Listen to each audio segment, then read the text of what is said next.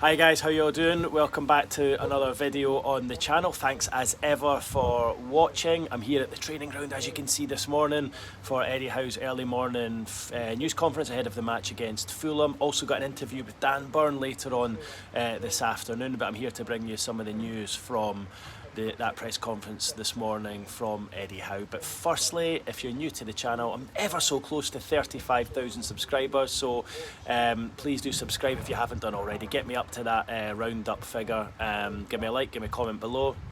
And that would be hugely appreciated. So into the video, a couple of sort of real talking points this morning. One of those, and you'll probably see from my headline, involving what Arne Slot said about Newcastle being a smaller club.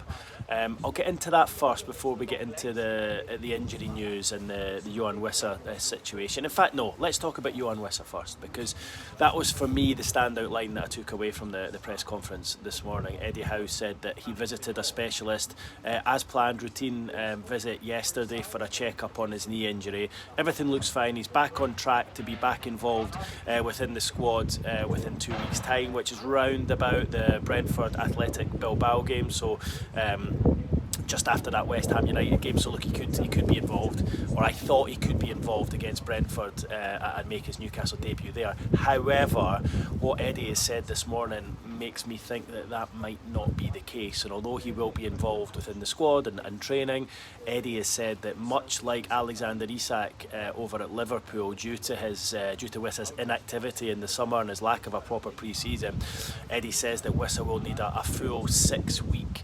pre-season training programme within his return. So I have to say that doesn't bode too well. There was a feeling that he could be back and involved and playing round about that Brentford game, but if that's the start of his so-called pre-season, then it could be a little bit later until we see Johan Wissa. Now, for those of you who watch the channel regularly, you'll be aware that I've been saying this for a couple of videos now, for a number of weeks, that my initial understanding was that Wissa was to be out for longer than the 6 to 8 weeks that's been quoted. Okay, originally it was 4 to 5, then it was 6, then it was 6 to 8.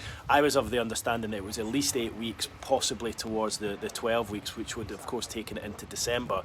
And the news from Eddie Howe this morning correlates with that, because if he is to go through that 6-week pre-season training regime that Eddie talks about, that would take him up till like the week before Christmas. Now look, part of me thinks that is Eddie just being safe with it and just ensuring that there's not any pressure put on him, and then part of it also is the fact that would then take the whole situation up to the AFCON Cup of Nations. And look, without doubt, Newcastle wouldn't say anything, Eddie wouldn't say anything on record about this, but it would be Newcastle's preference, of course, for the player to remain here and not go off and play in AFCON. One, given the fact that he injured himself in international duty playing for Congo, and two, the fact that he's yet to play for Newcastle, and they paid well over the odds, £55 million for his signature on transfer deadline day. They waited right up until the very, very last knockings. They stuck with Wissa, stuck with him, and finally signed him. I'm told Wissa is so thankful for that.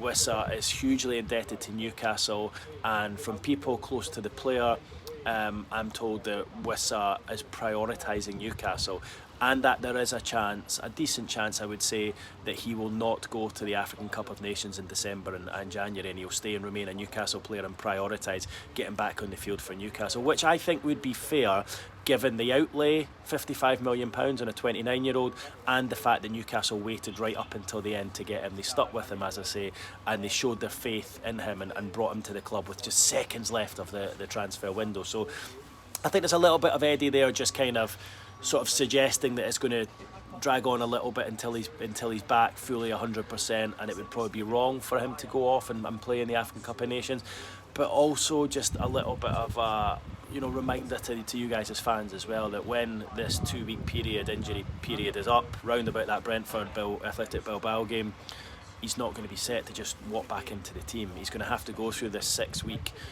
pre-season training period to get him back up to speed. But it sounds like the injury itself, from what Eddie was saying this morning, is only 2 weeks away from healing, and then once that's healed, he then kicks into the 6-week pre-season training regime to get him back to 100% because they want him 100% fit and firing.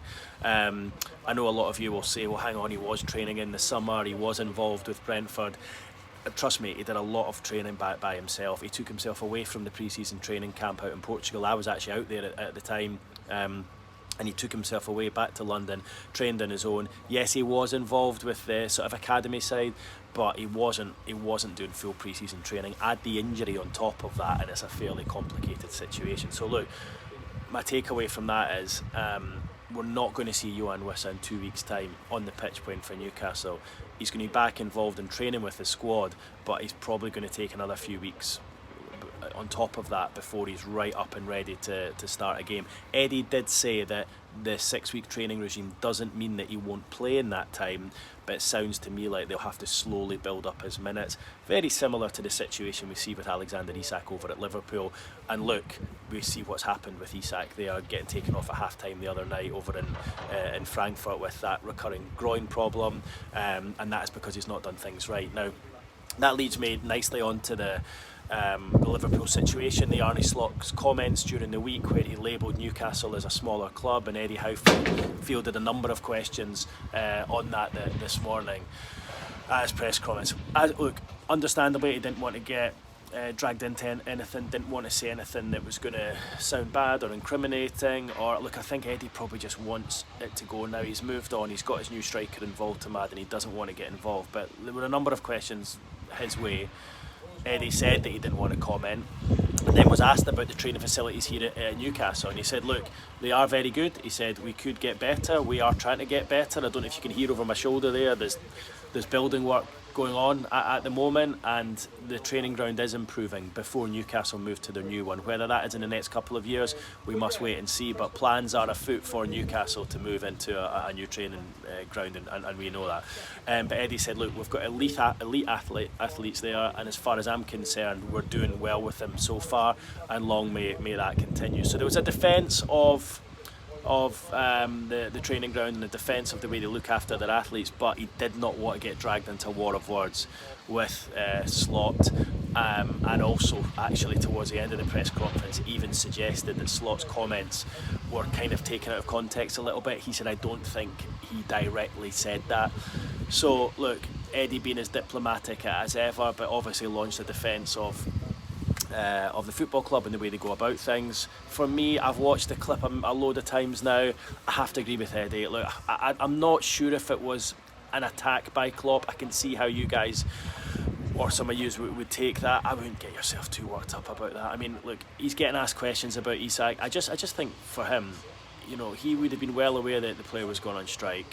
He would have been well aware of the situation. You can't complain about it now. Like, Newcastle aren't going to complain about Brentford and the way Wissa was in the summer. Eddie Howe wouldn't do that because he knows that Newcastle's courting of Wissa was off their own back, right? So why Klopp is even mentioning Newcastle, I don't know, but I have to say I'm not quite sure. When you listen to it back, I'm not quite sure he meant it quite as attacking as what some people have said. But look, I'm one of these people who probably sits on the fence with these situations, so I just wouldn't get yourself too worked up about who gives a hell about what he's saying. Try not to swear there. Like, I mean, he's got his own problems to deal with. I have to say, it is interesting listening to Slot now though, because you know, he was such a calm, assured, fair guy last year, and if it does feel like excuses are coming out now, and some of the things like, you know, wanting teams to play to Liverpool's strengths is pretty ridiculous, things that he's coming out with. But I think that just shows the pressure of the job, and I think it shows the pressure of 4 defeats in a row. And look what's happened with Isak. Would he do things differently now? I think probably. Look, Sweden aren't going to qualify for the World Cup, it looks like. He's out of the Liverpool team. For me, Ekitike looks a better player at the moment. It's just sad the way it happened, because look, the fair thing would have been for Ekitike to have come here, that for me was the kind of general private understanding that was going to happen. Isak would have gone to Liverpool, but just because of the botched up process, Liverpool have ended up with both players and you guys have ended up with nothing. However, who you have ended up with is Nick Voltemade, and he's been great, scoring for fun, looks a real handful, gets you guys off your seats, and is a really exciting player to watch, and it looks like he's fitted in with the players. Certainly a lot better than what Isak did. Isak was always a little bit of not so much a loner, but he did what he wanted to do. And he was kind of detached from the rest of the players, I think, towards the end to an extent.